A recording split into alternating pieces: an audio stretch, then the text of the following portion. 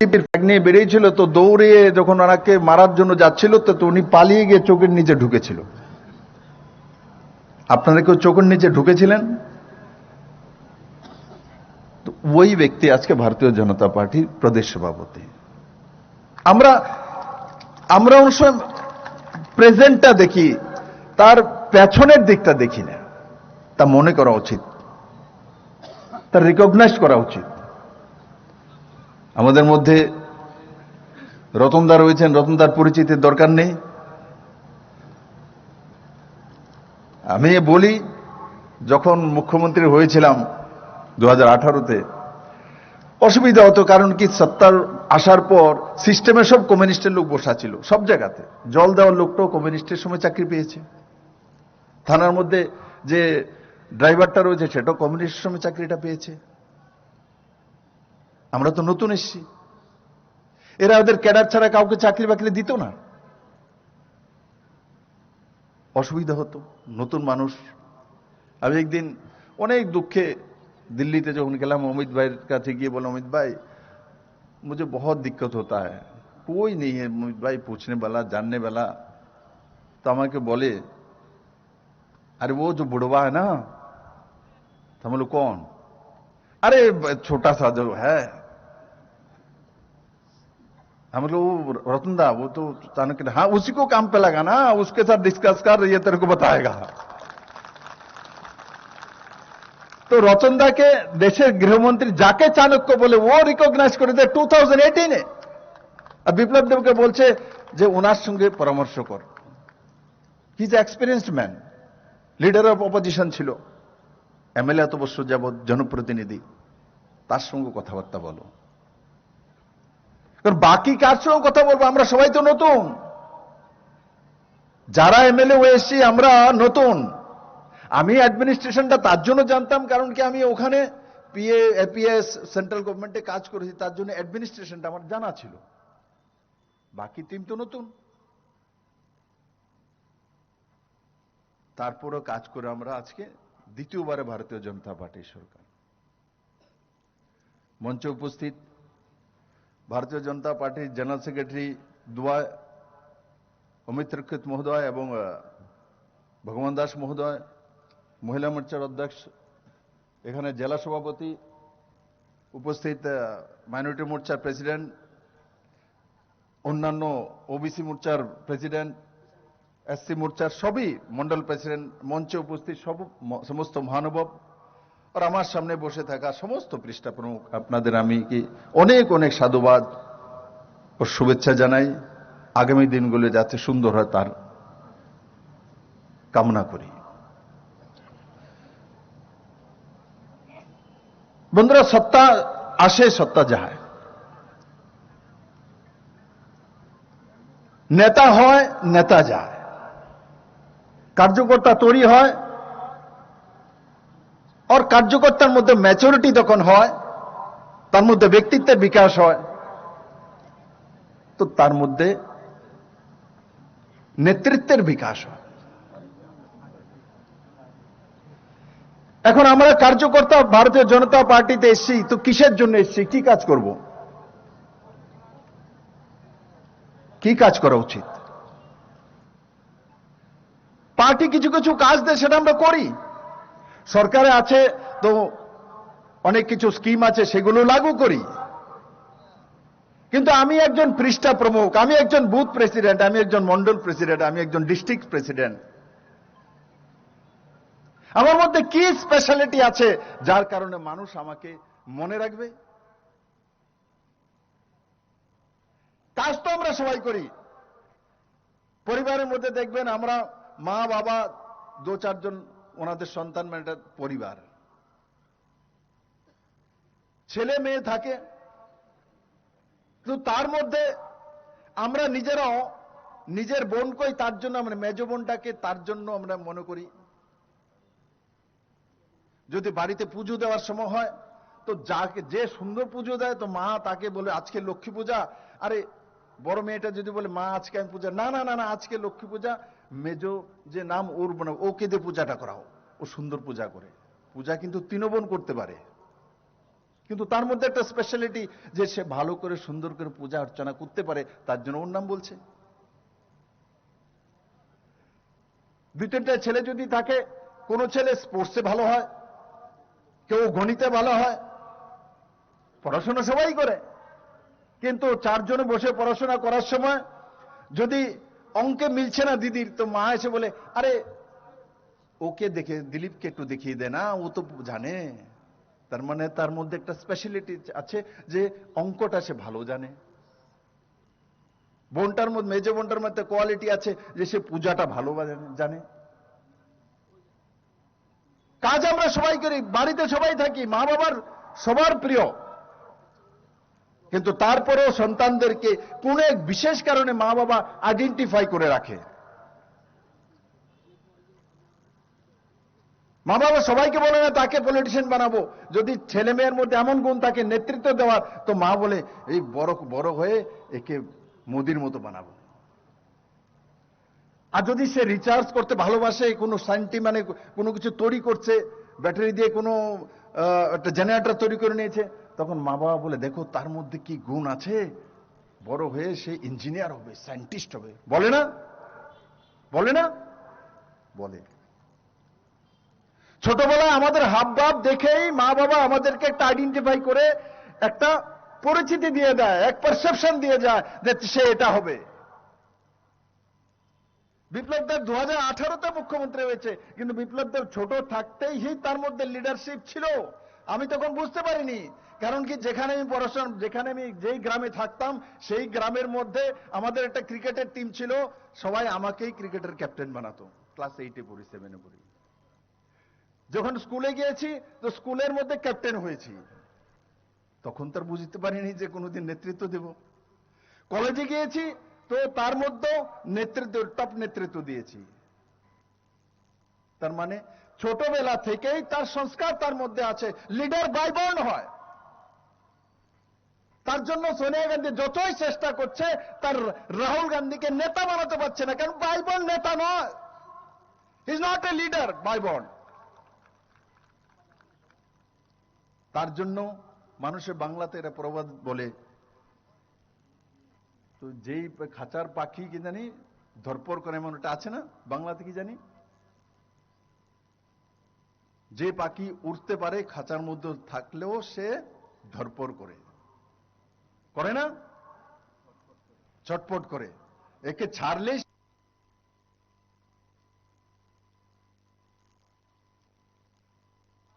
ছটপট ধরপর করবে, মানুষ বুঝতে পারে এই পাখি উড়তে পারবে।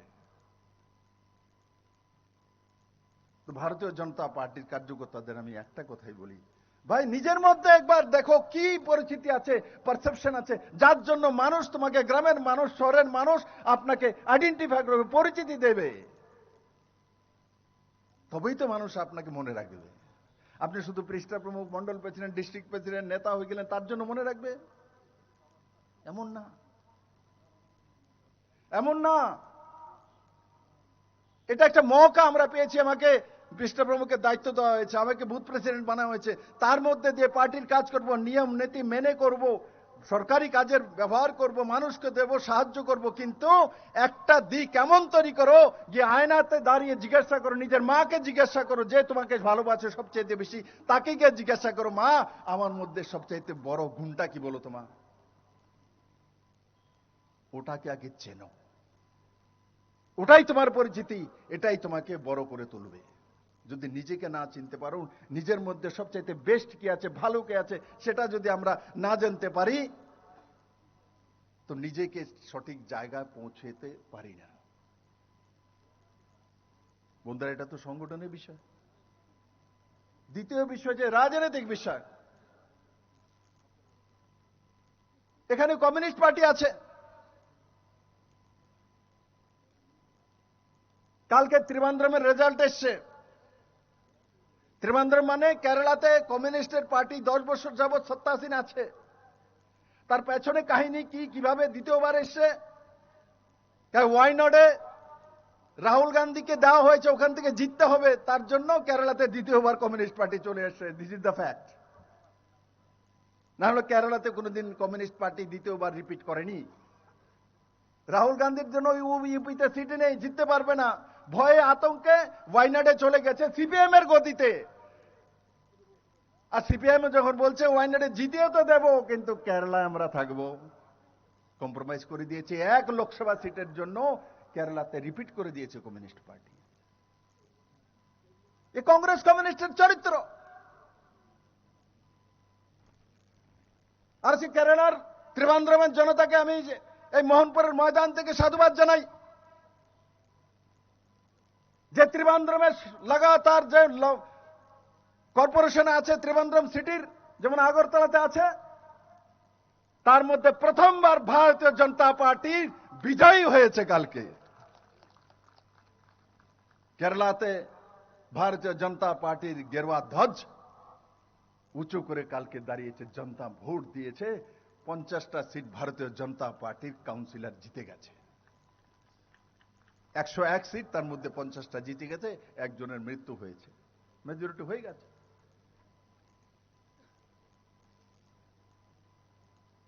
এ রাজ্যে যে কমিউনিস্ট, এরা ঘুরে বেড়ায় পার্টি অফিস খুলে এসব করে। আমি কেন বলি তাদেরকে, আমি তার বিরোধ, ভারতীয় জনতা পার্টি তার বিরোধ কেন করে, তার কারণ কি? তার কারণ হচ্ছে এরা ভারত বিরোধী, রাষ্ট্র বিরোধী, এদের মানসিকতা ভারতের খণ্ডিত করার মানসিকতা।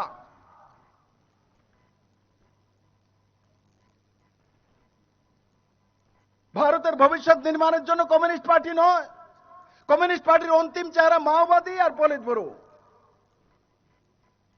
ছত্তিশগড়ের মধ্যে মাননীয় গৃহমন্ত্রীজির কারণে লাগাতার নকশালীরা সারেন্ডার করছে, না হলে গুলিতে মারা যাচ্ছে।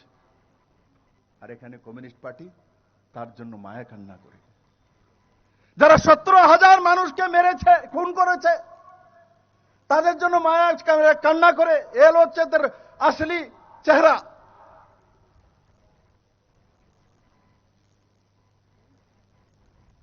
কমিউনিস্ট পার্টি পার্টি করে ঘুরে বেড়ায়, নাকারাত্মক সোচ, নাকারাত্মক মানসিকতা ত্রিপুরাকে বিষিয়ে তুলে এরা।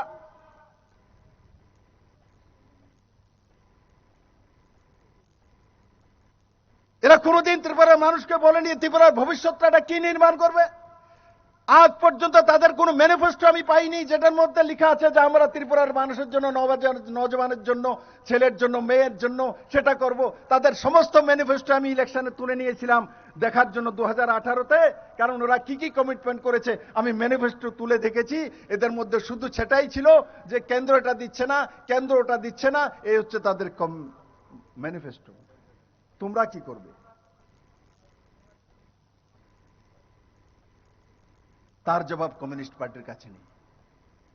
জনতার কাছ থেকে টাকা তুলবে, জনতারকে মিছিলে নামবে, ডেকে আনবে, আপনার কাছ থেকে কমিশন নেবে, আপনার পয়সা দিয়েই মিছিল মিটিং করবে, এবং আপনার পয়সা দিয়েই আপনাকে লাল চক্ষু দেখাবে। এই হচ্ছে কমিউনিস্ট।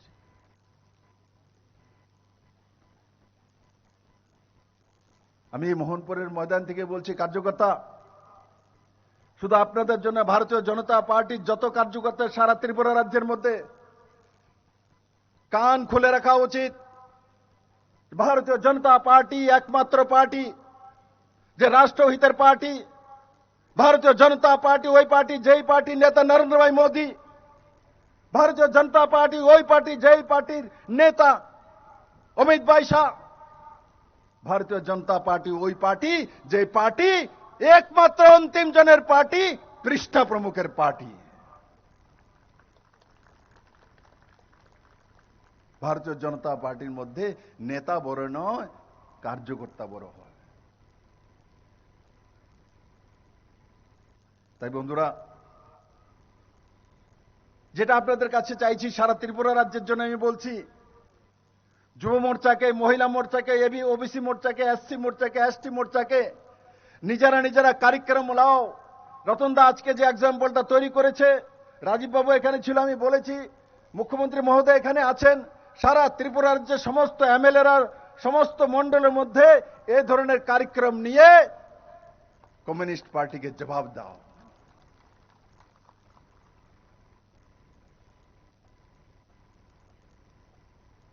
এখানে রাজীব বাবু না কে জানি বলছিল 50 বছর যাবৎ কমিউনিস্ট 50 বছর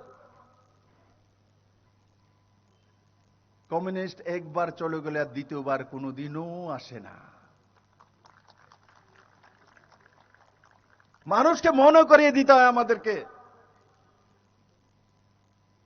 অতীত ছেড়ে বর্তমান হয় না, বর্তমান ছেড়ে ভবিষ্যৎ হয় না। 35 বছর তাদেরকে দেওয়া হয়েছিল,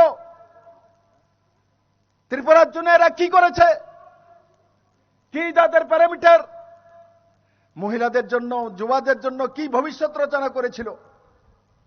কমসে কম ভারতীয় জনতা পার্টির নেতৃত্বে নরেন্দ্র ভাই মোদীকে দেখলে বিশ্বাস তো হয় জনতা যে এই ভাই নরেন্দ্র ভাই মোদী আছে তো সুরক্ষিত আছি, আমার মেয়েটা ঘরে ফিরে আসবে, আমার ছেলেটা ঘরে ফিরে আসবে।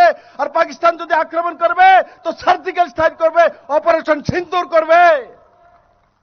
বিশ্বাস তো আছে ভারতীয় জনতা পার্টির কার্যকর্তার উপরে, অমিত ভাই শাহর উপরে বিশ্বাস তো আছে। 370 হটানোর মতো দম রাখে অমিত ভাই শাহ।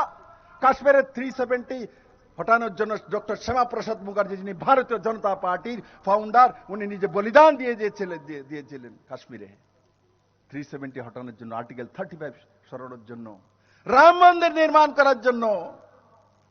মানুষকে বারবার বলতে হয়, কেউ ভাবেনি কোনদিন রাম মন্দির ভারতে তৈরি হতে পারে, কিন্তু ভারতের রাম মন্দির তৈরি হয়ে গেছে, রামলালার পূজন হচ্ছে। ভারত থেকে 370 কাশ্মীর থেকে উঠে গেছে, আর্টিকেল 35 চলে গেছে। আর যেই উগ্রবাদীরা ভাবতো ভারতে আক্রমণ করে পাকিস্তানে বসে থাকবো, সার্জিক্যাল স্ট্রাইক করে পুরো খানদান মেরে তারপরে দেখিয়ে দিয়েছে ভারত এমনিতে বসে থাকার লোক নয়, মোদী আছে তার জন্য সম্ভব হয়েছে। এই ডায়লগটা এটা কোনো খেলার ছলে হয়নি যে মোদী है तो, একবার বলো না ভাই সব মিলকে, মোদী है तो। পেছনের এরা বলে না কি আর কি খিদে লাগছে, বলো মোদী है तो, হাত উঠাক বলো মোদী है तो, মোদী है तो, মোদী है तो, পৃষ্ঠপ্রমুখ है तो, পৃষ্ঠপ্রমুখ है तो। এখন মোদির পরে দায়িত্ব পৃষ্ঠপ্রমুখের কাছে চলে গেছে, তার জন্য নিজের দায়িত্ব বোঝা। আর যেটা বললাম, কমিউনিস্টকে 1 ইঞ্চ জায়গা নিয়ে দেওয়া। যারাই কমিউনিস্টের প্রতি আসক্ত হচ্ছে, আমি সমস্ত কার্যকর্তাদের বলবো, বাড়িয়ে বাড়িয়ে মার্ক করুন, বুথ ওয়াইজ কারা যাচ্ছে, কেন যাচ্ছে, তাদের কাছে যান, কথা বলুন। এরা মোদিকে ভালোবাসে, এরা আপনাদের সঙ্গে থাকবে, এদের সঙ্গে যাবে না, এদের ভবিষ্যৎ খারাপ হয়ে যাবে। এরা শুধু শোষণ করে মানুষকে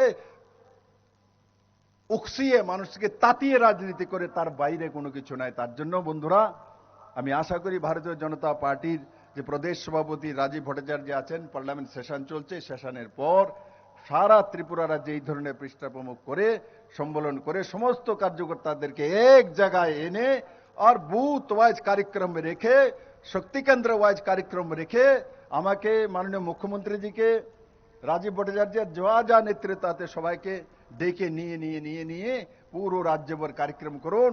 দেখুন ভারতীয় জনতা পার্টি সংগঠন, ভারতীয় জনতা পার্টির কার্যকর্তা সর্বময় সর্বশক্তিমান আর নরেন্দ্র ভাই মোদীর পার্টি।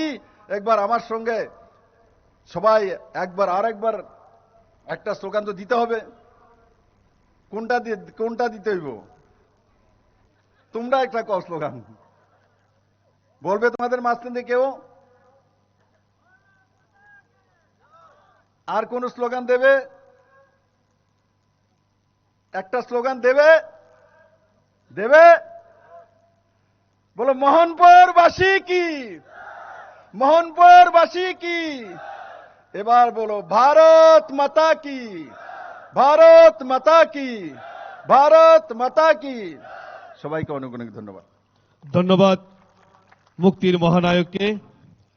এবারে আমন্ত্রণ জানাচ্ছি রাজ্যের ভারতীয় জনতা পার্টির জনপ্রিয় মুখ্যমন্ত্রী, সাব্রুম থেকে ধর্মনগর, যার নেতৃত্বে উন্নয়নের কর্মযজ্ঞের প্রশংসা সারা ভারতবর্ষ সমাদৃত, মাননীয় মুখ্যমন্ত্রী শ্রদ্ধেয় প্রফেসর ডক্টর মানিক শাহ মহোদয়কে।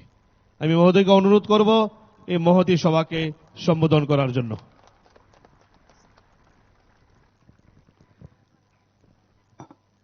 বন্দে বন্দে বন্দে বন্দে। সবাইকে নমস্কার। যতন খুলুঙ্খা।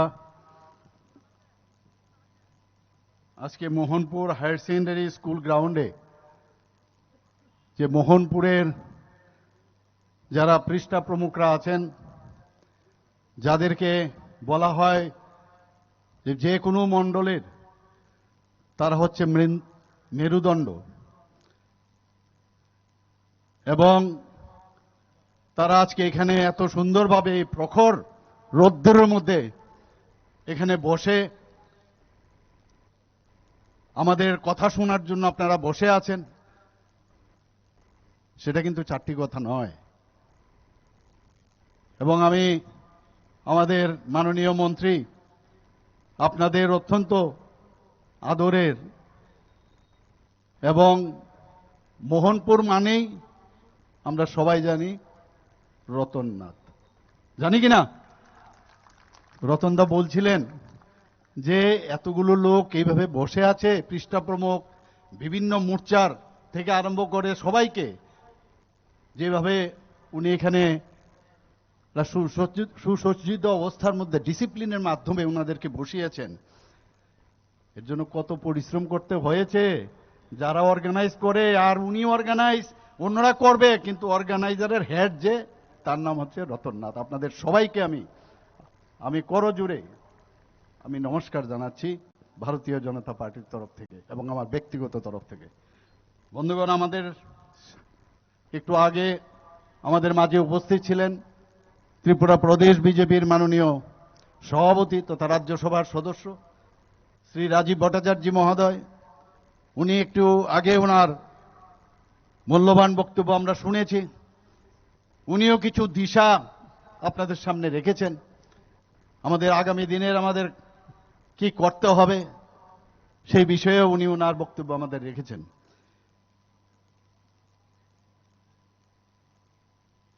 আমি না বললেই নাই হয়। আমি যখন ঢুকছিলাম তখন রতনদাকে আমি জিজ্ঞেস করছিলাম, আজকে কিন্তু আমি অনেক কথা বলবো। বলে কই এলেন?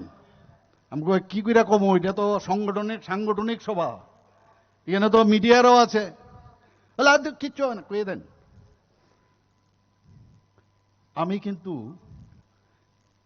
বিপ্লব বাবু, আমাদের প্রাক্তন মুখ্যমন্ত্রী, রাজ্যসভার সদস্য, তারপর আবার এমপি এখানে আসবে আমার জানা ছিল না। আজকে এই মঞ্চে উনি এসেছেন, আমি অত্যন্ত আনন্দিত। কিছু লোক আছে আপনি দেখবেন একটা কানেক্ট হয়, সব মানুষ কিন্তু সব মানুষের সাথে কানেক্ট হয় না। তো উনার উপস্থিতি যখন হয়েছে, yesterday also, the day before yesterday, the same thing had happened in Promo Fest, Unity Promo Fest. I was not informed. কিন্তু আসার পরে এই যে একটা আমাদের হৃদ্যতাপূর্ণ কথাবার্তা হয়েছে, আমাদের যে পুরনো যে রিলেশন, এবং তার জন্য যে মেইন কারিগর রতননাথ মহোদয়। আমি দেখি, সব বুঝি, আর আমাকে তো আমাদের প্রাক্তন মুখ্যমন্ত্রী বারবারই আমাকে এটা বলতেন যে চাণক্যই দেখো সব জায়গায় উনি। আমিও ওনাকে দেখেন কি করছে, সে প্রোমো ফেস্টের মধ্যেও দেখেন একটা আলাদা, সবাইকে ডান্স করাচ্ছে, নাচ করাচ্ছে ইত্যাদি। তো এটা আমাদের জন্য, আমরা অন্যান্য পার্টির মতো না বসে রইলাম, গম্ভীর হয়ে বসে রইলাম। দেখেছি কমিউনিস্টদের আগে দেখতাম, এখনো দেখি, এমন সব মনে হয় যেন সব তাত্ত্বিক নেতা। আমাদের তাত্ত্বিক নেতার দরকার নেই। আমরা সাধারণ মানুষ, সাধারণে বিশ্বাস করি, সাধারণভাবে চলার চেষ্টা করি। আমার তো মনে হয় কালকে যদি আমি বাজারের ব্যাগটা নিয়ে আমি যেতে পারতাম, সবচেয়ে খুশি মানুষ শুধু আমি হতাম। কিন্তু কি করব, আলটিমেটলি আমি যে ঘর থেকে বেরিয়েছি, যে বুথ থেকে আমি বেরিয়েছি, সবাই তো সব জায়গায় এখন যে জায়গায় আছে থাকবে না। কাজে নিজের রুটকে কিন্তু ভুললে চলবে না। এখানে পৃষ্ঠা প্রমুখ ভাই বোনেরা আছেন মোর্চার। আমি শুনলাম যে বাইরের এখান থেকে আরো দুটো যে বিধানসভা আছেন সেখান থেকেও যারা মন্ডল প্রেসিডেন্ট এবং ওইখানকার যারা নেতৃবৃন্দ তাদেরকে এনে যান। 7-7টা আমাদের যে মোর্চা আছে সেই মোর্চাদের এখানে সমস্ত লিডার এখানে উপস্থিত। আমি সবাইকে করজোরে নমস্কার এবং প্রণাম জানাচ্ছি। বন্ধুগণ, আমাদের মাঝে উপস্থিত আছেন যার কথা আমার মনে হয় যত বেশি বলবো ততই কম হবে। রতনদা আমাদের এই এলাকার সবার আদরণীয় বিধায়ক, পাশাপাশি আমাদের ত্রিপুরা রাজ্যের মিনিস্টার। আমাদের বিধানসভায় যখন যায়, যেটা আমাদের প্রাক্তন মুখ্যমন্ত্রী বলছিলেন যে আমাদের যে যশস্বী গৃহমন্ত্রীজি উনি যখন কথা বলছিলেন আমি শুনছিলাম, নতুন নতুন মুখ্যমন্ত্রী হলে অনেক সময় সমস্যা হয়, এবং সেই জায়গার মধ্যে ওনাকে কি বললেন, কারণ উনাদের এত বেশি এক্সপিরিয়েন্স, সেই এক্সপিরিয়েন্সের ভিত্তিতে বললেন ওই একটু ছোট মতো যে একজন লোক আছে ওনার সাথে কথা বলুন। আমি দেখতাম, আমি 2016-তে আমি ভারতীয় জনতা পার্টিতে যোগদান করেছি। আমি যখন 2016-তে যোগদান করি তার আরো 8 মাস আগে হঠাৎ করে একটা টেলিফোন আসলো, বলে আমি ত্রিপুরা প্রদেশ বিজেপির সভাপতি বলছি। আরে বলুন বলুন বলুন, আমার নাম বিপ্লব দেব। আরে আর নাম বলতে হবে না, আমি দেখেছি আপনাকে মাঝে মাঝে, আমি যখন স্কুটারে করে যাই মেডিকেল কলেজে গাড়ি করে যাই আপনাকে দেখি, কিন্তু আপনার সাথে পরিচয় নেই।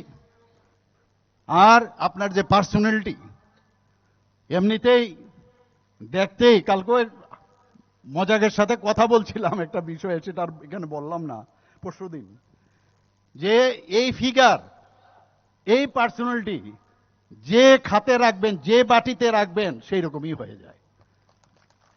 মুখ্যমন্ত্রী হিসাবে যখন আমাদের মাননীয় আমাদের যশস্বী প্রধানমন্ত্রীজি ওনাকে বানিয়েছেন, তখন এই রতনদার পরামর্শে আস্তে আস্তে আস্তে আস্তে করে 4.5 বছর প্রায় উনি ত্রিপুরা রাজ্যের উন্নতির লক্ষ্যে কাজ করে গেছেন। তার আগেও পার্টির জন্য কি করেছেন আপনারা সবাই জানেন।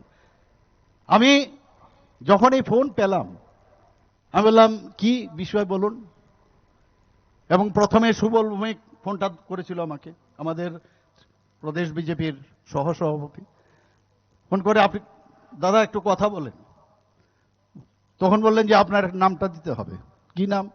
বলে আমরা ডক্টর সেল করছি দিল্লিতে, এই সেলে আমি না, একটু রাজনীতির সবসময় কমিউনিস্টদের এগেনস্টেই, জন্মের থেকে এদের এগেনস্টে আমি ছিলাম। তো হঠাৎ করে এই ধরনের অ্যাম্বুলেন্সে দিয়ে দিন। দেওয়ার পরে প্রথম ওনার সাথে আমার কথা হয় প্রায় 8 মাস আগে, 2016। একদিন কি জানি মনে হলো স্যাটারডে, আমার চেম্বারও বন্ধ, আমি ওনার আমাদের যে পার্টি অফিস, কেন্দ্রীয় আমাদের স্টেট অফিস, সেখানে আমি যাই। তখন সুনীলজিও বসেছিলেন ওনার সাথে। আমি আবার একটা কার্ড নিয়ে যাই, আমি আমার যে ভিজিটিং কার্ড। আমি যখন ভিতরে ঢুকলাম ওনাকে আমি দিলাম, মাই নেম ইজ ডক্টর মানিক শাহ। বলে আরে রাখেন রাখেন, আপনার এটা লাগতো না, আপনার আমি চিনি। সেখান থেকে শুরু, বলে কালকে আপনার জয়েন করতে হবে। তাই আমি বললাম তো আগের কি করলাম? 8 মাস আগে তো আপনি আমার নাম নিলেন, এখন করলেন কালকে জয়েন করতাম। না না এসব হবে না, শুনলে তো নেই কালই জয়েন করনা। আমি বললাম কি করে জয়েন করি? আমি কিছু কিছু সামাজিক সংস্থার সাথে যুক্ত, এবং তারাও আমার উপরে নির্ভরশীল, অনেক সময় অনেক বিষয়ে পরামর্শ নেয়, এবং এগুলো অনেকটা নিউট্রাল সংগঠন। সেখানে আমি বললাম যে, উনি বললেন যে না আপনি কালকেই জয়েন করতে হবে। উনি কিন্তু এইভাবে একের পর এক লোককে টেনে টেনে টেনে টেনে পার্টিকে বড় করেছে, এবং এর মধ্যে আমিও একজন।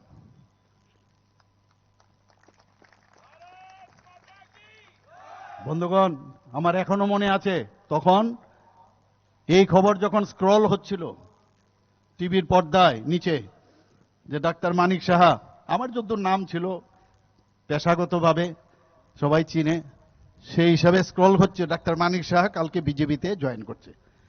আর কথা নেই, যারা বিজেপিতে পরবর্তী সময়ে জয়েন করেছে সেখান থেকে আবার এখান থেকে আবার চলেও গেছে, ফোন আসছে বারবার, আরে আপনি এখানে জয়েন করবেন না, জয়েন করবেন না, আপনি শুনলাম এখন। আরে আমি বললাম কেন, আমি তো কথা দিয়ে দিয়েছি। বলে না না, আপনাকে একটা বড় পোস্ট দেব আপনাকে।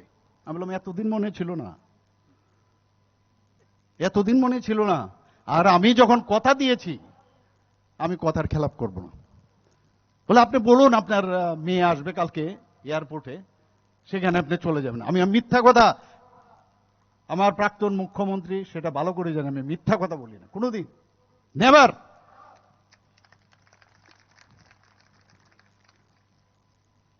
আমি আমার যে সব সামাজিক সংস্থাগুলো ছিল তাদের সাথে সকালবেলা গিয়ে ওদের সাথে আমি কথা বললাম, ভাই আমি তো জয়েন করতে যাচ্ছি ভারতীয় জনতা পার্টিতে, তোমরা যেহেতু একটা নিউট্রাল সংগঠন, এগুলো প্রচুর 3-4টা এরকম ছিল, আমি যদি থাকি তাহলে তোমরা পলিউটেড হয়ে যাবে, তোমরা কিন্তু বলবে এটা বিজেপির সংগঠন, কাজে আমাকে প্লিজ, আমি কিন্তু এই কাজটা করি।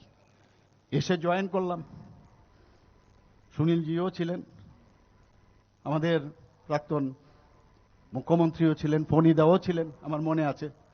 জয়েন করার পর সেই শুরু হলো যাত্রা। একটু কিরকম যেন একটা লাগছিল, ওই যে ক্লাস 1-এ যখন স্কুলে যাই না প্রথম, এখন যে আমরা অনেকগুলো স্কিম করেছি, রতনদাই এই স্কিম করেছে, যে কিছু যে 14 দিনের কোর্স, যে অ্যাক্লাইমেটাইজেশন করতে হবে। এই যে বিজেপিতে জয়েন করলাম, অ্যাক্লাইমেটাইজেশন লাগবে, সেই পরিবেশকে খাপ খাওয়াতে হবে, আমার অবস্থাটা সেরকম হয়েছিল। তো সেই জায়গায় আজকে আমি 2016-তে আমার মনে আছে জয়েন করলাম, এবং পরবর্তী সময়ে আমাকে বলে আপনার একটা জায়গায় যেতে হবে, বিস্তারক। আমি বললাম এটা আবার কি, বিস্তারক কি, তো সাংঘাতিক। আরে তো বিস্তারক নিয়ে পড়াশোনা করতে লাগলাম। তখন তো গুগলও এরকম ছিল না, বা জানি না এইসব বিস্তারকের আবার আসবেও কিনা সেরকম। এখন যেমন কথায় কথায় আমরা সবকিছু করতে পারি। বিস্তারক নিয়ে পড়াশোনা করালাম। আচ্ছা এই কাজ, গেলাম আমি আর রাজীব বাবু, কিভাবে যাব, একটা ছোট গাড়ি, সেই ছোট গাড়ি কোন রকম ব্যবস্থা করে সেখানে গেলাম। সোনামুড়াতে গিয়েছি প্রথম, সেখানে একটা মোটামুটি একটা কি বলবো ডিবিলিট, মানে ডেলিপিটেড একটা যে হলঘর ছিল, সেখানে গিয়ে আমি যখন আমার বক্তব্য আসলো এবং আমাকে উপরে বসালো, রাজীব বাবুও ছিল, তখন বলছে একজন মাইনরিটির একজন ব্যক্তি যখন বলছে ভারত মাতা কি, আমি অবাক হয়ে গেলাম যে সোনামুড়ার মতো জায়গায় আজকে একটা মাইনরিটি ভারত মাতা কি জয় বলছে। নিশ্চিত 2018-তে ভারতীয় জনতা পার্টির সরকার হবে। আমার মনে আছে একবার, আমি জানি না, আমি আজ পর্যন্ত ওনার সাথে আমাদের যে আজকে এখানে যিনি বসে আছেন, একটু আগে যিনি বক্তব্য রাখলেন, বর্তমানে আমাদের ওয়েস্টের এমপি এবং মাননীয় প্রাক্তন মুখ্যমন্ত্রী, খুব বিশ্বাস করতেন আমাকে। অনেক ঝড়ঝাপটা গেছে, একবার চক্রান্ত হয়েছে, বহু চক্রান্তের পর উনি যখন আমাকে দায়িত্ব দিলেন, প্রথমে একের পর এক আমি এই পৃষ্ঠা প্রমুখের ইনচার্জ আমাকে বানানো হয়েছিল, এবং সেটা উনি করেছিলেন। আবার সমস্যা, পৃষ্ঠা প্রমুখের কি, আবার এটা কি, এগুলো নামই তো শুনিনি। পৃষ্ঠা প্রমুখ, পেজ প্রমুখ, পান্না প্রমুখ মুখস্থ করে ফেললাম, আর আমার একবার দেখলেই অনেক কিছু মন থাকে, যেহেতু জানি না ব্রেনের কি অবস্থা। সমস্ত জায়গায় জায়গায় যেতাম। আর ওনার একটা সমস্যা কি, আমি সমস্যাই বলবো, যে উনি মনিটরিং করতে থাকে, হঠাৎ করে একটা ফোন আসে, আর উনি আমাকে কিন্তু সবসময় মানিকবাবু বা ডাক্তারবাবু সম্বোধন করে, আজকের দিনও কোনোদিন মুখ্যমন্ত্রী বলিনি। আর আমিও ওই চুলকাইয়া কেমন আছেন, ভালো আছেননি, আজ পর্যন্ত ওনার নামও নেই না, কারণ বয়সে উনি আমার থেকে অনেক কম, যে কারণে মুখ্যমন্ত্রী কই নাই, এখনো কিন্তু আমি কেমন আছেন ভালো আছেননি এইভাবে কইয়ে কিন্তু আমরা সম্পর্ক চলছে, কারণ আমাদের সংস্কারই এরকম। অনেক ছোট বয়সে আমার থেকে। তো এই যে রিলেশন, সেই রিলেশন আমরা কিন্তু, যখন আমাকে বলল যে আপনি তো এই আমাদের যে মেম্বারশিপ ড্রাইভের ইনচার্জ আপনার হতে হবে, আমি বললাম আবার মেম্বারশিপ ড্রাইভ, পৃষ্ঠা প্রমুখ তো সারলো, আবার মেম্বারশিপ ড্রাইভ। আমি জানি না এখানে অনেকে হয়তো বা আমার এই মেম্বারশিপ ড্রাইভের সময় আপনারা অনেকেই হয়তো যুক্ত হয়েছিলেন। এটা কি আবার? আমি তো যখন উনি স্টেজে বসেছিলেন, সাথে কেন্দ্রীয় নেতৃত্ব ছিলেন, অনেকে ছিলেন, আমাকে উনি জিজ্ঞেস করছেন, মানিক বাবু আপনার টার্গেট কতজন মেম্বার বানাবেন? আমার এ বি সি ডি কোনো খবর নাই, আমি জানি না। আমি বললাম 3 লাখ। বললে 3 লাখ বানিয়ে দেবে? আমি বললাম বেশি তো বলে ফেলিনি হারি, আমি তো বুঝতে পারলাম না, এখন তো বলাও যাচ্ছে না। তারপর যা হয় আমাদের তৎকালীন সময়ের সমস্যা, 1,20,000 মাত্র আমি খুঁজে টুজে পেয়েছি আমাদের পুরনো অফলাইন আর অনলাইনের, সেই 1,24,000। সেটার থেকে শুরু হলো, কাজ শুরু হলো বিভিন্ন জায়গায়। আর রিপোর্টিং তো দিতেই হবে, প্রতিদিন হোয়াটসঅ্যাপে বসে বসে পাঠাই। কি পাঠাই? যে আজকে এমুক জায়গায় এতটা মেম্বারশিপ হয়েছে। এমনিতেই কিন্তু ত্রিপুরাতে 2018-তে এমনিতেই কিন্তু মাননীয় প্রধানমন্ত্রীজির যে আশীর্বাদ, আমাদের যাকে রাজনীতির চাণক্য বলা হয়, এখানে চাণক্য আমাদের এখানে ত্রিপুরা রাজ্যের তৎকালীন সময়ে সভাপতি ছিলেন, সর্বভারতীয় সভাপতি আমাদের যশস্বী গৃহমন্ত্রী, এবং উনার যে কর্মকৌশলতা, উনি যেভাবে চিন্তা ভাবনা করেছেন, তবে গিয়ে কিন্তু আজকে ভারতীয় জনতা পার্টির সাংগঠনিকভাবে এত শক্তিশালী হয়েছে, সেটা বলার অপেক্ষা রাখে না। কত বানিয়েছিলাম? 7 লক্ষ, 7 লাখ, 6 লাখ সামথিং, অ্যাবাউট 7 লাখ পৃষ্ঠা প্রমুখ আমি তখন বানিয়েছিলাম। এখন আমাদের এখানে উপস্থিত আছে ভগবান বাবু, ভগবান দাস, সাধারণ সম্পাদক। উনি তখন আবার এবার উনাকে ইনচার্জ করা হয়েছে। উনাকে আমি যতটুকু পেরেছি উনাকেও আমি সাহায্য করেছি, দিস ইজ দ্য ওয়ে, তুমি এইভাবে করো। আমি কিন্তু কাজে আমি যতটুকু করেছি তার থেকে তোমার কিন্তু বেশি করতে হবে, এবং সেটা উনি করে দেখিয়েছেন। তো এইভাবেই আমরা কাজ করেছি। কিন্তু গতকাল আপনাদের জন্য মানে কি বলবো, আজকে যেহেতু আমি স্টেজ পেয়েছি,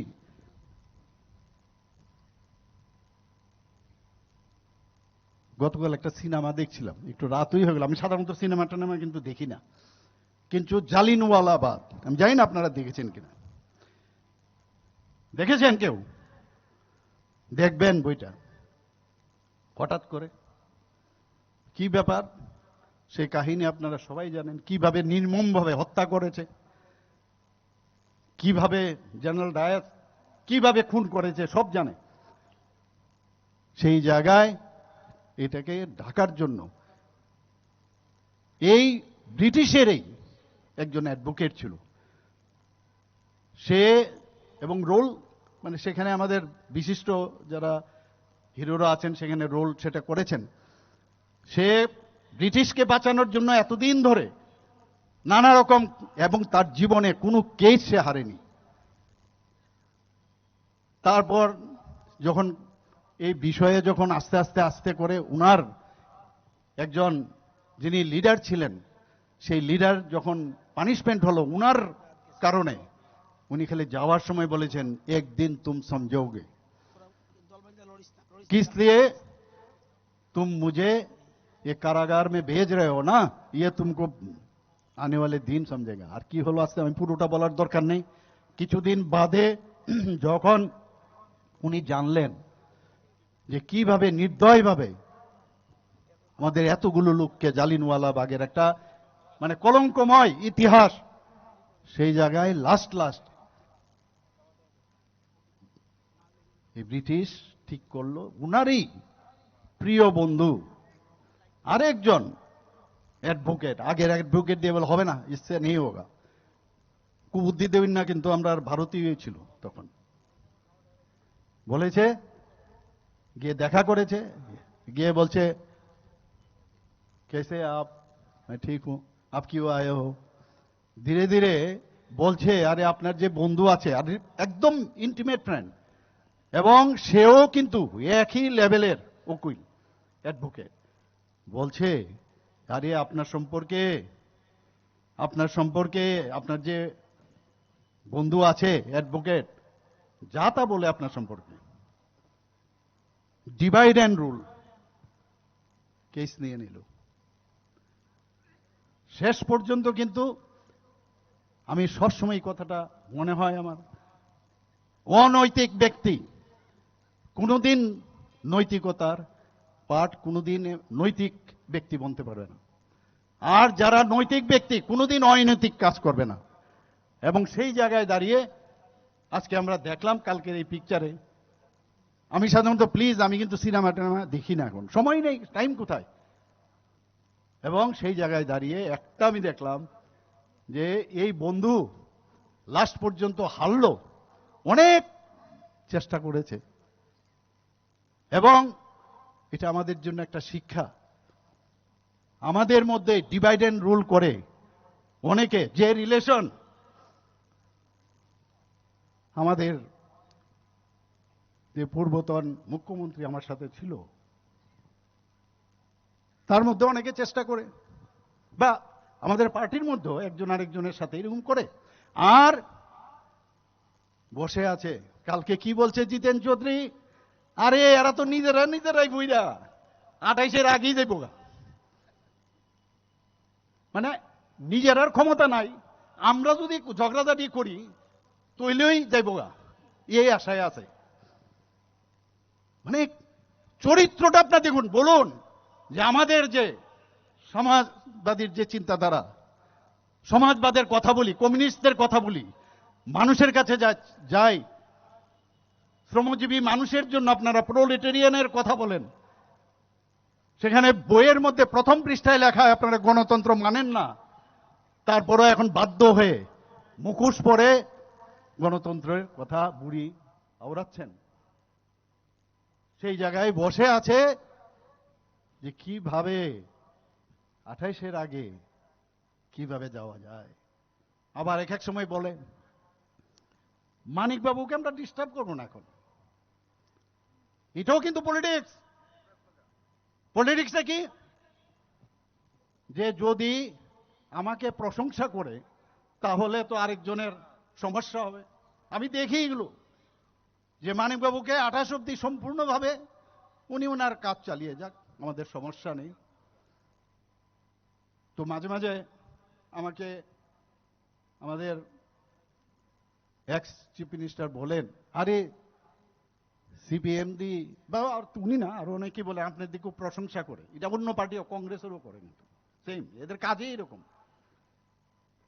তো সেই জায়গার মধ্যে আজকে এই যে ডিফারেন্স আমাদের এখানে যারা কার্যকর, আমি উদাহরণগুলো এই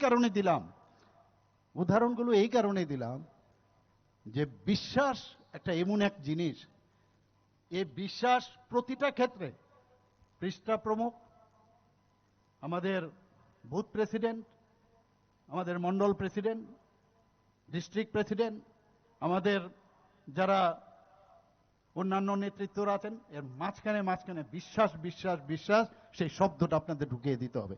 যত বিশ্বাস আপনারা সেখানে রাখবেন তত বেশি আমাদের পার্টি কিন্তু শক্তিশালী হবে। This is very important. আমরা এইগুলো নিয়ে আমাদের চর্চা আমরাই করতে থাকি, ফটো দেখে রাজনীতি হয় এখন। আরে উনি যেমন দেখলাম একটা হাসলো, আরে তাইলে উনার পাল্লাটা বোধ ভারী, উনি যেমন একটু দেখলাম গম্ভীর, অদ্ভুত রাজনীতি। আর সোশ্যাল মিডিয়ার কথা বলে তো লাভই নেই। আমি ভাবছি সোশ্যাল মিডিয়াতে একদিন চেষ্টা করব আমি, যে কিভাবে ভাষণ দেওয়া যায়। প্রায়ই দেখি একজন সোশ্যাল মিডিয়াতে অনেক দুঃখের সুখের অনেক কথা বলে, আবার আস্তে আস্তে করে করাতের মতো ধমকিও দেয়। আমি ভাবছি এই art, it is an art, it is an art. ভিতরে একরকম এবং বলা আরেক রকম। কিন্তু বন্ধুগণ, গতকাল আমরা দেখেছি জনজাতি গোষ্ঠীর, আমি যখন গাড়ি দিয়ে আসছিলাম আমি দেখেছি যে কাতারে কাতারে আমাদের জনজাতি গোষ্ঠীর বোনেরা, মায়েরা, তারা আমাদের এই যে সমাবেশ গতকাল হয়েছিল রবীন্দ্র ভবনের সামনে, তাদের দিকে আসছে। আমি এই সিন সিপিএম এর সময় আমি দেখেছি, তারা এটা করত। আর আমি মানে দায়িত্ব নিয়ে বলতে পারি, এই প্রথম ন্যাশনাল পার্টি যদি থাকে ভারতীয় জনতা পার্টির নেতৃত্বে, এইভাবে আমি এই চিত্র যখন দেখলাম মনটা ভরে গেল, মনটা ভরে গেল। কেউ আটকাতে পারবে না, যতই ধমকানো চমকানো ওই যারা সারেন্ডার বাহিনী, তাদেরকে উস্কিয়ে এদের উপর ভিত্তি করে আগামী দিন মানে মনে করছে ছাড় পাবে না। কারণ আমাদের সাথে কে আছে? আমরা কিন্তু ওয়ান ম্যান শো না, আমাদের এখানে নেতৃত্ব যারা আছেন সবাই মিলে। আর সর্বোপরি আমাদের গার্জিয়ানকে, আমাদের সর্বভারতীয় সভাপতি জেপি নাড্ডাজি আমাদের পার্টির, আমাদের গার্জিয়ানকে আমাদের মাননীয় গৃহমন্ত্রী শ্রী অমিত শাহজি, আর সবাইকে, সারা পৃথিবীকে এখন দেখে রাখি যিনি, ভারতবর্ষ তো ছেড়েই দিন, সেই গার্জিয়ানের নাম হচ্ছে যশস্বী প্রধানমন্ত্রী নরেন্দ্র মোদীজি। কি চিন্তা, কোনো চিন্তা নাই। আমি কালকে গত 2-3 দিন আগে আমি কল্যাণপুরে গিয়েছিলাম, চোখে জল এসেছিল। 26 জন নিরীহ ছেলে মেয়ে, মানে বলবো 3 বছর 2 বছরের, রাত্রিবেলায় আগুন জ্বালিয়ে সমস্ত লোক যাতে বেরোয় তাদেরকে একে রাইফেল AK-47 দিয়ে গুলি করে তাদের মেরে গেছে। 24 জন তো অন দ্য স্পট, আর 2 জন হাসপাতালে গিয়ে মারা গেছে। আক্রোশ সমস্ত মানুষের মধ্যে আমি দেখেছি, একটা আক্রোশ আক্রোশ আক্রোশ। আমি আপনাদেরকে বলবো, আমি 69 জন, যে শুধু এই সাউথ ডিস্ট্রিক্টে 69 জন মারা গেছেন এই সিপিএম এর আমলে। মোহনপুরও বাদ যায়নি,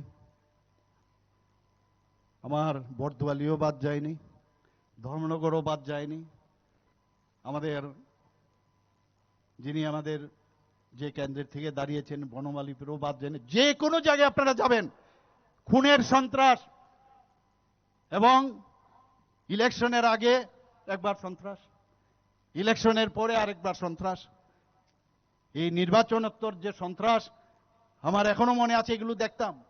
আজকে আমি দায়িত্ব নিয়ে বলতে পারছি, আমি তো দেখেছি এদেরকে, সিপিএম এর এখন যে বড় বড় নেতা, তাদেরকে আমি দেখেছি, তারা যে এখন তাত্ত্বিক কথা বলে, আমি বলবো আমাদের কারণে তাদের উত্থান। বহু কলকারখানা আমাদের ছিল, ছোটবেলার থেকে দেখেছি জিন্দাবাদ জিন্দাবাদ, ঠিক আছে। মালিক এবং যারা শ্রমিক, তারা শ্রমজীবীদের কথা বলেন, একটা সুন্দর রিলেশন ছিল। কিন্তু ফ্র্যাঞ্চাইজি নিয়েছে পার্শ্ববর্তী দেশ থেকে, যে কোনো অবস্থায় কোনো উন্নয়ন যেন না হয়। ডেইলি ঘুম থেকে ওঠাম জিন্দাবাদ, একটা আতঙ্কের পরিবেশ। ইভেন ওয়েস্ট বেঙ্গল আমরা দেখেছি, এক মালিককে খুনই করে দিয়েছে ওরা, মানে হাত চিহ্নে ভোট দিয়েছে বলে একজনের হাত কেটে ফেলেছে। এইসব তো শেষ করা যাবে না বলে। নন্দীগ্রামের ঘটনা আপনারা সবাই জানেন, একের পর এক। আমি এইখানে যারা পৃষ্ঠা প্রমুখরা আছেন, কে কি পাবেন না পাবেন সেটা সময়ই বলবে, আমি এখন এক্ষণে ডিসক্লোজ করতে চাইছি না, সময়ই কথা বলবে। আর ভারতীয় জনতা পার্টিতে আমরা যখন এই স্টেজে উঠি, কাকে আমরা সম্মান, কাদেরকে স্মরণ করি? আমরা ভারত মাতার সম্মান করি, আমরা রাষ্ট্রবাদী চিন্তাধারায় চলি। আমরা ডক্টর শ্যামাপ্রসাদ মুখার্জিকে স্মরণ করে, পণ্ডিত দীনদয়ালজিকে স্মরণ করে তারপর আমরা কিন্তু এখানে বসেছি বন্ধুগণ। সমর্পণের ভাবনা। কে বলেছিল ক্ষুদিরামকে ফাঁসিতে যেতে? আপনারাই বলুন। সে কি ভেবেছিল যে সে কোনো জায়গার মুখ্যমন্ত্রী হবে? পণ্ডিত দীনদয়ালজি কি কোনোদিন ভেবেছিল যে আমি কোনো জায়গায় মন্ত্রী হব। ডক্টর শ্যামাপ্রসাদ মুখার্জি মন্ত্রিত্ব ছেড়ে উনি চলে এসেছেন, জনসংঘ 1951-এ বানিয়েছেন। এবং আমরা সবাই জানি যে আমাদের 1980-তে আমাদের ভারতীয় জনতা পার্টির অটল বিহারী বাজপেয়ীজির নেতৃত্বে বিজেপি তৈরি হয়। সেই থেকে শুরু, 2জন মাত্র ছিল এমপি, আর আজকে কত? 240। এর আগে আমাদের ছিল 303। অ্যালায়েন্স পার্টনার, অ্যালায়েন্স কিভাবে মাননীয় প্রধানমন্ত্রী নরেন্দ্র মোদীজি এই অ্যালায়েন্স নিয়ে এই যে এনডিএ সরকার কিভাবে চালাতে হয় একটা শেখার বিষয়। আমরা যে কোনো কারণে হোক আমরা সেই জায়গাটা পৌঁছতে পারিনি, কিন্তু মাননীয় প্রধানমন্ত্রীজি আজকে আবার তৃতীয়বারের জন্য প্রধানমন্ত্রী হয়েছেন। বন্ধুগণ, এগুলো আপনারা আলোচনা করুন। আমি স্কিমের কথা বাদই দিলাম, আমি স্কিম টিম বলবো না এখন। কি কাজ আমরা যে এই পার্টির যে সরকার করছে, আমাদের মাননীয় প্রধানমন্ত্রীজি যে কেন্দ্রীয় সরকার কি করছে সেই বিষয়ে আমি নাই বললাম। কিন্তু একটু বন্ধুগণ, আপনারা যারা পৃষ্ঠা প্রমুখরা আছেন, আমি এই কথাই বলবো, আপনাদের উপর কিন্তু আমাদের এই এলাকার মাননীয় বিধায়কের অনেক ভরসা। প্রলোভন দিয়ে কার্যকর্তা বানানো যায় না। কার্যকর্তা কিন্তু তার কাজের মধ্যে, আমার মনে আছে আমি প্রতিটা শব্দ যা যা উনি আমাকে বলেছেন, আমাদের প্রাক্তন মুখ্যমন্ত্রী যখন সমস্যা হয়েছিল আমি কিন্তু ওনার সাথে স্ট্যান্ড বাই আমি দাঁড়িয়েছিলাম। খালি নতুন মন্ত্রিসভা হয়েছে 2 বছরের মধ্যেই নানাভাবে চক্রান্ত করে, ওই যে চক্রান্তকারীরা আমাদের মধ্যে এই বিভেদের সৃষ্টি করেছিল, I stood behind him, I was there. Loyalty কাকে বলে, that I have shown that time. আমার তরফ থেকে কোনো সমস্যা ছিল না, থাকবেও না। তো মানুষ শিখার শেষ নেই। আমি ওনাকে যখন মাঝে মাঝে অনেক বিষয়ে কথা বলতাম, বিশ্বাস করতেন। স্পোর্টস কাউন্সিলের সেক্রেটারি উনি আমাকে বানিয়েছেন। পরবর্তী সময় উনি কি বললেন যে না, আপনাকে আর একটু বড় দায়িত্ব দেব। সবচেয়ে বড় হচ্ছে অনেস্টি। অনেস্টি যদি না থাকে, আপনি যতই চাওয়া পাওয়ার পরে আপনি কিন্তু party it will not run long. কারণ আমাদের কাছে একটা ভালো উদাহরণ কিন্তু আছে, তার নাম হচ্ছে জোট জমানা।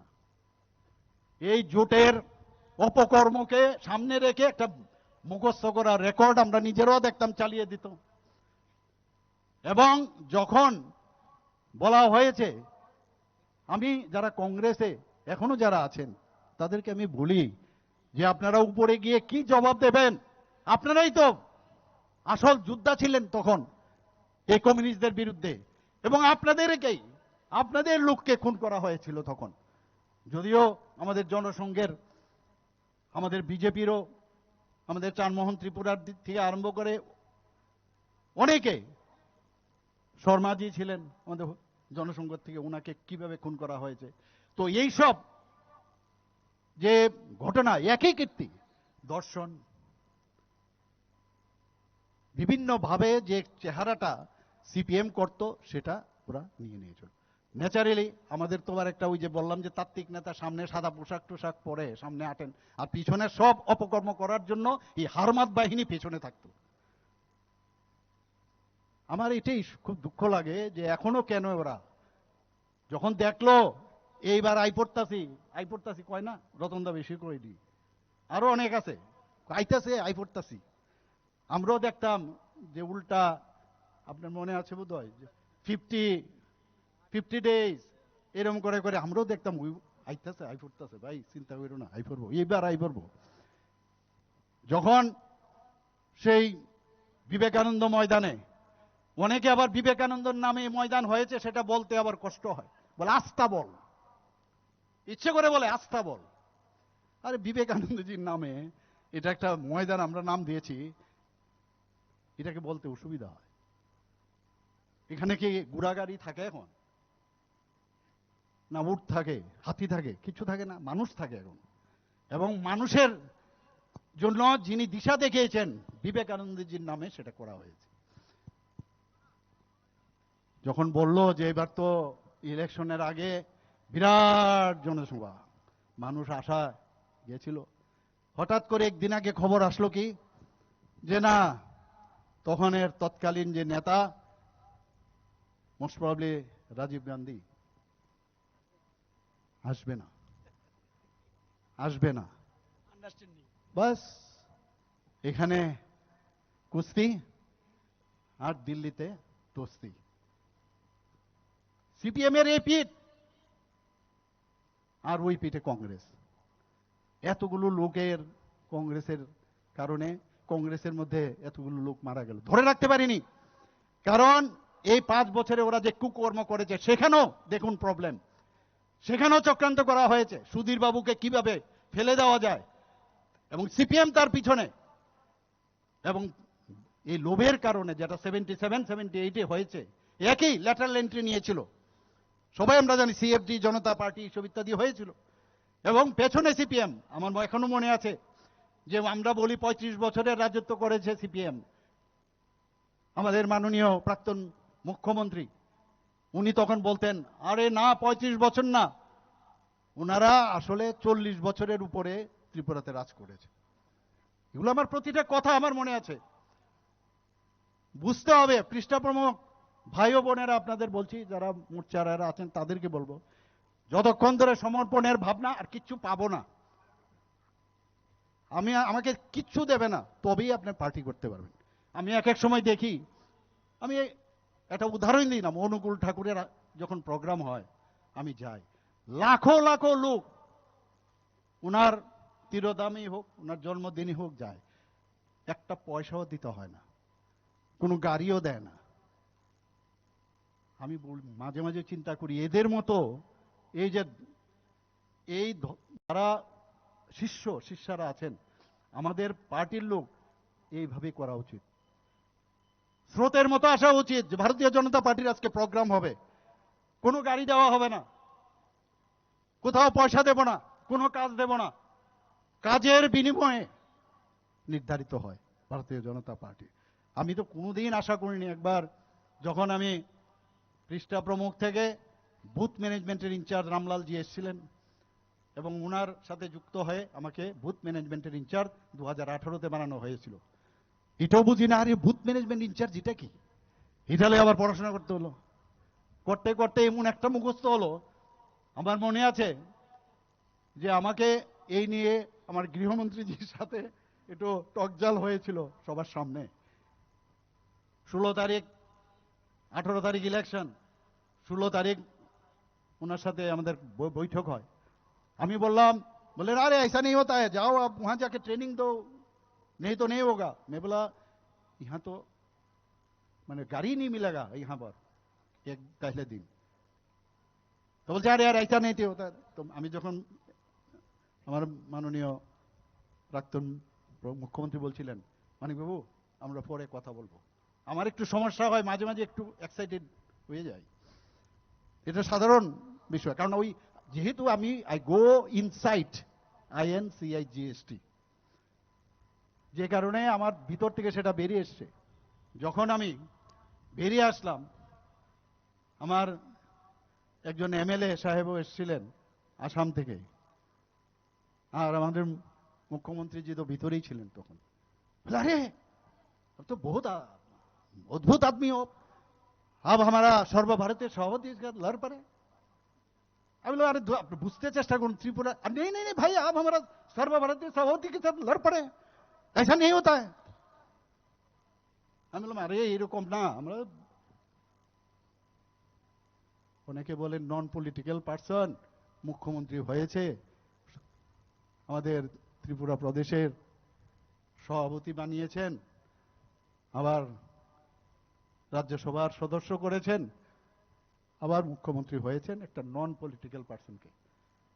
যখন পলিটিক্যাল কথাবার্তা আমি শুরু করলাম তখনও সমস্যা, যখন নন পলিটিক্যাল ছিলাম তখনও সমস্যা। তাহলে মাঝখানে যেটা হয়, আমি একটা সাধারণ মানুষ হিসাবে আমরা যে সঠিক পথে আমরা যাচ্ছি, এই কারণেই কিন্তু যেটা আমি সব ওনার থেকে অনেক কিছু আমি শিখেছি।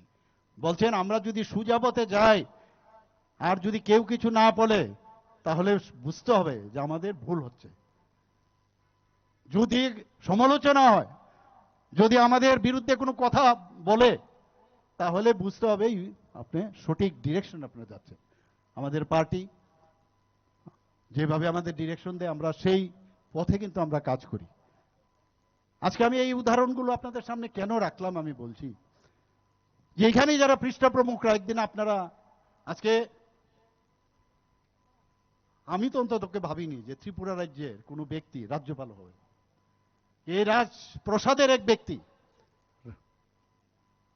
জিষ্ণুদেব বর্মা মহোদয়, আমাদের প্রাক্তন উপমুখ্যমন্ত্রী, ওনার সময় ছিলেন, আমার সময় ছিলেন। উনাকে তেলেঙ্গানার রাজধানী, যে তেলেঙ্গানার যে রাজ্য, সেখানে গভর্নর বানিয়েছে। একটু ভাববার বিষয়। এটা কিন্তু একটা রোডওয়ে হলো। আগামী দিন কে কে আপনাদের এখান থেকে হয়তো বা কেউ মুখ্যমন্ত্রী হতে পারেন, রাজ্যপালও হতে পারেন। এবং এটা ওই যেটা বললেন একটু আগে আমার পূর্ববর্তী বক্তা, মোদি হ্যাঁ, মোদি হ্যাঁ, मोदी है। मोदी है तो क्या बोलेगा? बोलें आपने आबार बोलें। मोदी है, मोदी है, मोदी है, सम्मान है। मोदी है तो मुमकिन है बेटा। আমরা প্রায় 2 দশকের পরে দিল্লি দখল করেছি ভারতীয় জনতা পার্টি। এর আগে মধ্যপ্রদেশ আমরা জয় করেছি। আবার সবাই বলছে এইবার কিন্তু শেষ, তাই বোকা খবর আছে, কয় না অনেকে। এবার কিন্তু অবস্থা ভালো না, মহারাষ্ট্রের অবস্থা ভালো না, রাজস্থানের অবস্থা খুব আরো খারাপ। এবং এরপরে আস্তে আস্তে দেখলাম সব কটার মধ্যে মাননীয় প্রধানমন্ত্রীজি, আর আমাদেরও যেতে হয় মুখ্যমন্ত্রীর সুবাদে। আমারও এখন এটা মানে ট্রেনিং হয়ে গেছে কোথায় বসতে হবে আর কি হতে যাচ্ছে। আগে তো এগুলো বুঝতাম না। আমিও ট্রেন কিভাবে যেতে হবে, আগের দিন যেতে হবে কি কখন হবে খবর নেই। কিন্তু এতবার হচ্ছে, এত জিত চারিদিকে। এবং লাস্ট যেটা হলো উড়িষ্যা, মানে ভাবুন উড়িষ্যার মতো জায়গায় পট্টনায়ক, এদের ফ্যামিলি পুরা কতদিন ধরে ওরা ধরে আসছে। আমরাও ভাবছি কি জানি হইব, ভগবান জানে। সেখানেও আমাদের প্রাক্তন মুখ্যমন্ত্রী সেখানেও কাজ করেছেন, হরিয়ানাতে উনি কাজ করেছেন, হরিয়ানা হলো। এবার ওয়েস্ট বেঙ্গলে ওনাকে আবার সহ প্রভারী করেছেন, কাজ করছেন আমি দেখি প্রায়। এবং আমি জানি টের পাইবা বাঁচু এবার টের পাইবা, কারণ উনি তো টেস্টেড। এখানে কিন্তু কিভাবে সংগঠন তৈরি করতে হয়, he knows it very well. আমরা এর আগেও পশ্চিমবাংলাতে গেছি অনেক জায়গায়। কাউকে যদি বলি আপনাদের এই পৃষ্ঠাপ্রমুখ কতজন, পৃষ্ঠাপ্রমুখ এটা আবার কি, আপনাদের বুথ প্রেসিডেন্ট, আমি বললাম এই রাজ্য কোনোদিনই আসবে না ওই তৃণমূলের যারা সংখ্যালঘুদের ওই একই কায়দায় গায়ের জুড়ে গুন্ডা লেলিয়ে, যেটা আমাদের এখানে অনেক সময় করেছিল, সে একই কায়দায় কার্বন কপি অনেক আশা করেছিল আগের ওয়েস্ট বেঙ্গলের মুখ্যমন্ত্রীর প্রতি। একটা মহিলা, একটা পরিশ্রম করে এবং কমিউনিস্টদের থেকে ছিনিয়ে নিয়ে এসে আমাদের এখানে যেমন বিপ্লব বাবু কমিউনিস্টদের থেকে জিতে এনেছে। এটা একটা ভারতীয় জনতা পার্টির জন্য কিন্তু একটা বিশাল ব্যাপার। প্রথম ভারতবর্ষের মধ্যে কমিউনিস্টদেরকে হটিয়ে যে বিজেপি প্রতিষ্ঠিত হয়েছে, এটা কিন্তু একটা বিরাট ইতিহাস। আর এই কলঙ্কময় দিন আপনারা আনবেন না, পাবেন না। রতনদা কিচ্ছু দিন না, আপনারা রতনদা কিচ্ছু দিন না। করবনি জিজ্ঞেস করেন আগে, করবনি পার্টিটা। এইরকম পার্টি করতে হবে। আমাদের এখানে স্ক্যানার মেশিন আছে প্রচুর, আর এটা কপাল আছে। আমি যখন মনে আছে ওনাকে আমি বললাম যে আরে আমি তো প্রথম বললেন আপনাকে তো ইয়েতে যেতে হবে, এই যখন প্রেসিডেন্ট হলাম আবার প্রেসিডেন্ট, আরে তো সাংঘাতিক জিনিস, সেটা কি বিষয় এতগুলো লোককে। কিন্তু উনার সাথে থেকে থেকে কিছুটা আইডিয়া আছে বলে আমি আই উইল সাপোর্ট ইউ। যেভাবে হোক আমি সারলাম। 2.5 বছর খালি করেছি প্রেসিডেন্টশিপ। হঠাৎ করে খবর এলো যে আপনাকে যেতে হবে রাজ্যসভায়।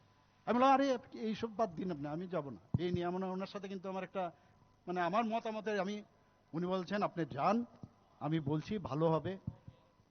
আমি তারপর বাধ্য হয়ে গেলাম। যখন মুখ্যমন্ত্রী বানানো হয়েছে আমরা কিন্তু মুখ্যমন্ত্রী কে বানাবে, মুখ্যমন্ত্রী কে আগামী দিন হবে, আমাদের হাতে থাকে না। ঠিক আছে, নিয়ম অনুসারে যা যা করার আমাদের করতে হয়, বিরোধী মানে মানে লিডার অফ দা যে আমাদের এমএলএসরা হয় সেখানে নির্বাচিত হয়, কিন্তু আমাদের মাননীয় প্রধানমন্ত্রীজি ডিসিশন যেভাবে হয় মাথা পেতে নেয়, আমরা মাথা পেতে নেই। যখন আমাকে জিজ্ঞেস করলো, উনাকে যখন জিজ্ঞেস করলো আপনি, উনি গিয়ে আরামসে গিয়ে বললে তুমি রিজাইন দাও, উনি রিজাইন দিয়েছে। আমাকে ফোন করে উনি জিজ্ঞেস করলেন যে ডাক্তারবাবু আমি কালকে আসছি, একটা বিরাট ডিসিশন হতে যাচ্ছে। আমি তো অবাক হয়ে, কিসের ডিসিশন, কিসের ডিসিশন? তারপর যখন আসলাম আমি দেখছি চারিদিকে যেমন একটা নীরবতা, নিস্তব্ধতা, অদ্ভুত একটা সিচুয়েশন। খবর পাচ্ছি এদিক সেদিক। উনি গিয়ে রেজিগনেশন দিলেন। কিন্তু রেজিগনেশনে তো উনি বলেন আমি রেজিগনেশন দেব না। ভারতীয় জনতা পার্টিতে যা বলা হয় সেটা মাথা পেতে নিতে হয়। আমি দেখতাম আর এগুলো আমি অবজার্ভও করতাম। উনি গিয়ে রেজিগনেশন দিয়েছে। পরবর্তী সময়ে কে মুখ্যমন্ত্রী হবে, সব এমএলএ বা যারা মিনিস্টার ছিলেন তাদেরকে একে একে করে ডাকলো, এবং উনাকে যখন জিজ্ঞেস করলেন উনি বললেন আমাদের মানিকবাবুকে বানালে ভালো হবে। ভারত মাতা কি, ভারত মাতা কি। আর আমি বললাম, আমাকে যখন জিজ্ঞেস করলো, কারণ আমি তো এটা তৈরিই ছিলাম না এই বিষয়টা, ঠিক আছে, সাংগঠনিক কাজটা ইত্যাদি ইত্যাদি পৃষ্ঠা প্রমুখ এগুলো চলছে চলছে, শেষ পর্যন্ত পাঠিয়ে দিয়েছে মানে রাজ্যসভায়, সেটাও চলে। তারপরে হঠাৎ যখন আমাকে জিজ্ঞেস করলো আপনি কাকে চান, আমি বললাম এইসব বেজাল বাট্টাতে যায়েন না, যেমনে চলছে উনারই থাকতে দেন। আমিও কইছি উনার নাম, কারণ ডিসিশন তো ওইখানে। আমাদের এখানে সার্জিক্যাল স্ট্রাইক যেরকম হয়, ফ্লাইট 3 দিন সমানে বসেছিল সেখানে, ডিসিশন অলরেডি আছে। এর জন্য উনি বলেছেন বড় সিদ্ধান্ত হতে যাচ্ছে। বললাম আমার বাড়ির লোকরা যারা বাইরে থাকে, ওরা যখন এই খবরটা আসলো আমাকে ফোন করলো, আরে এটা কি দেখছি নিউজে, তুমি মুখ্যমন্ত্রী হচ্ছ। বললাম কি করবো, আমাকে তো তৈরি বানিয়েছে পার্টিতে তো এরকম। আরে এটা তো সাংঘাতিক জিনিস, সাংঘাতিক, এটা তো তুমি পারবে না, এগুলো তো মানে সাংঘাতিক কমপ্লিকেটেড বিষয়। মুখ্যমন্ত্রী কিন্তু সাংঘাতিক কমপ্লিকেটেড। এটা রাজ্যসভা তোমার যে ডাক্তার বা ইত্যাদি যে সব আছে তার সাথে খাপ খায়। আমি বারবার বন্ধুদের একটা কথা বলবো, I was a doctor, I am not an actor. অনেকে অভিনয় করে, অভিনেতা সব দেখি তো। আমরা চাই ত্রিপুরাতে শ্রেষ্ঠ ত্রিপুরা আমরা বলছি, শ্রেষ্ঠ ভারত বলছি, বিকশিত ভারত 2047 মাননীয় প্রধানমন্ত্রীজি বলছেন ডেভেলপ কান্ট্রি করতে হবে। আমরাও আমাদের ত্রিপুরা সরকার আমরা ক্যাবিনেটে ডিসিশন নিয়ে আমরা এই 2047 বিকশিত ত্রিপুরা আমরা বানিয়েছি, তার রোড ম্যাপ আমরা পাঠিয়েছি, এবং 5ম স্থানে আমরা যখন এটা পাঠাই অন্যান্য রাজ্যের 28টা রাজ্যের মধ্যে আমরা কিন্তু 3য় স্থানে। এত সিনসিয়ার আমরা কাজ করি, সিনসিয়ারলি আমরা কাজ করি সমস্ত বিষয়ে। একটু দেখতে হবে। আমি বলছি আপনাদের, আমাদের যে যতগুলো আমরা প্রাইজ পেয়েছি এমনিতে দেয় না। আজকে বলছে আইন শৃঙ্খলা সারা 28টা রাজ্যের মধ্যে ত্রিপুরা নিচের দিক থেকে 3য় স্থানে। আমি সেদিন ডিজিজ এবং যারা আইজিজ কনফারেন্স আমি বলেছি, why third, why not first, you have to make it. আমি তো আপনাদের ইন্টারফেয়ার করি না, আপনাদের কোনো কাজে ইন্টারফেয়ার করি না, তাহলে কেন হবে না? মানুষ মুখ্যমন্ত্রী যখন হয় তখন কিন্তু সে বিজেপির মুখ্যমন্ত্রী হয় না। আজকে এখানে পার্টিতে এসেছি, পার্টির আমার বিজেপির পার্টির সম্পর্কে আমি বলবো আমার সবার জন্য এখানে। এবং এই যে রামরাজত্ব বলে, এগুলো কিন্তু এমনিতে না, এগুলো কিন্তু আমাদের কাছে এপিক্স, অনেক শিক্ষার আছে, যে মানুষ যেন বিচার পায়। এই যে আমি বলে এসেছি কল্যাণপুরে, আমি বললাম আমি ওনাদের কাছে আশীর্বাদ চেয়েছি যে 26 জন নিরীহ যে লোককে যারা মেরেছে, আমার কাছে খবর আছে কারা, মুখোশ পরে এখন তারা সারফেসে এসে এখন জ্ঞান বিতরণ করেন। আমাদের এখানে অনেক সারেন্ডার হলেও যার নিয়মাবলী আছে, খুন ধর্ষণ কোনো মাপ নেই, এটা কিন্তু করবেই। আমি জানি না, আমি কথা দিয়ে এসেছি, I will try my best. কারণ আমাকে আমার প্রাক্তন মুখ্যমন্ত্রী প্রায় এসে বললেন, আরে ওই ফাইলটা কি হয়েছে একটু দেখেন তো আপনি। আমি ফাইল আনাই, সব লোপাট, কোনো জায়গার মধ্যে ফাইল রাখিনি। দে আর সো ক্রুড এবং ক্রুয়েল। বলে এসছি, এর মধ্যে একটা ফাইল আমি ওপেন করতে পেরেছি, এবং একদম সিপিএম এর মার্খামারা সিপিএম একজন অ্যাডভোকেট, যে যে কন্টেনার কি বলে, সোশ্যাল মিডিয়ার কন্টেনার, কন্টেন্ট ক্রিয়েটার, মনে আছে? এখন কোথায় আছে? উনিও চেষ্টা করেছেন, কয়েকবার এনেছেন, আর আমি আরো একটু ঘষে মাঝে এমন ভাবে করেছি যে ছাড় পাওয়ার দরকার নেই, দাড়ি টাড়িও হয়ে গেছে দেখলাম। এবং রিপ্রেজেন্টেটিভ কার? সিপিএম এর ওই অ্যাডভোকেট যে আছে, নামটা আমি নাই বললাম, আদারওয়াইজ এ কিন্তু আর উপরে উঠে যাবে। সিপিএম সব করে, আর এর মধ্যে ফাঁকে আমাদের লোকও ঢুকে যায়। মানে এতে সমস্যা হয় আমাদের, এই যে ইন্ট্রা প্রবলেম এগুলো, কারণ এই ধরনের ব্যক্তি পাবে কই? They are the asset, all the criminals, তারা আমাদের কার্যকর্তা হতে পারে না। আমরা ক্রিমিনালসদের আমরা পার্টি না, কাজেই সেই জায়গার মধ্যে ওরা ঢুকে যায় হঠাৎ করে। যে আমার যে অ্যাক্টিভিটিগুলো আছে, যদি আমি কোনো লিডারের সাথে আমি থাকতে পারি, তাহলে এরা কিন্তু প্রতি বছর ওরা মানে গিরগিটির মতো তাদের স্বভাব পাল্টায়, তাদের চামড়া পাল্টায়। এদের থেকে আমাদের দূরে থাকতে হবে। আমি এখানে যারা পৃষ্ঠা প্রমুখ ভাই বোনেরা আছেন, যারা এখানে আমার মোর্চার এখানে যারা আছেন, আমি একটা কথাই বলবো, যে নিউ ত্রিপুরা আপনারা তৈরি করুন। মাননীয় প্রধানমন্ত্রীজি আমাদের যে সিন্দুর, অপারেশন সিন্দুরের পরে নিউ ইন্ডিয়া বলেছে, নিউ ত্রিপুরা আমরা আগাদিন তৈরি করব। এখানে আমাকে রতনদার তো আরেকটা সমস্যা, ওই যেটা রাজীববাবু বলে গেছেন, একবার যদি ফোন করে ধরবেন, আরো 10টা ফোন করবে, মিস কল দেখি একটার পর একটা, আর সময় নাই, কথা বলতে হবে এক্ষুনি। আমি তো দেখি না, সাইলেন্সে থাকে। পরবর্তী সময় যখন ফোন করি কি হয়েছে, রতনদা বলা, না আপনার তো এরকম, সো সিরিয়াস অলওয়েজ সব বিষয়ে। আমাদের জন্য একটা মানে কি বলবো, যখন বিধানসভা হয় আমি নিশ্চিন্ত থাকি, রতনদা আছে, he will manage everything, we have no problem. আপনারা ভাগ্যবান।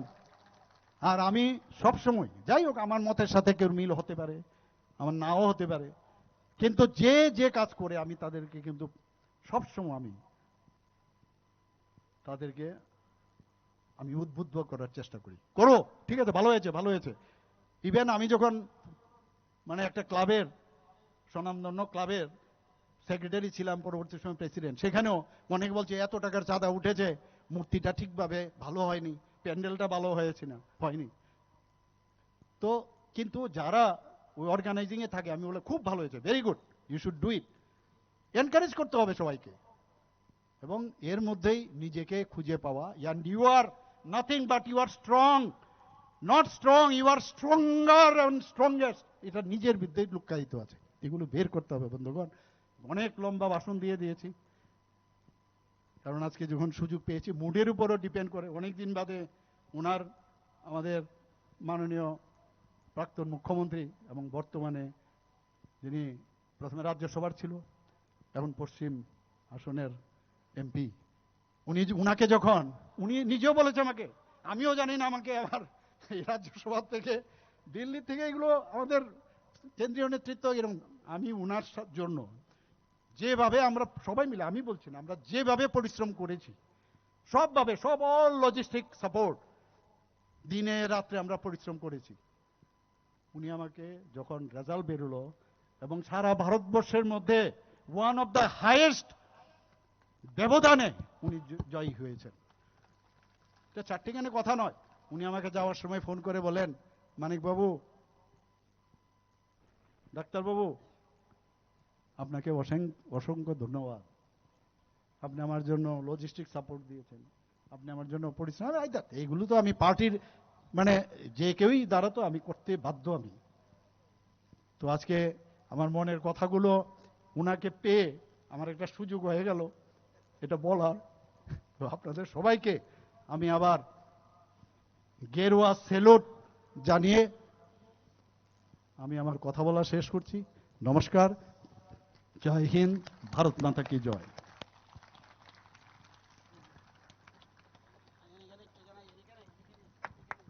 এবারে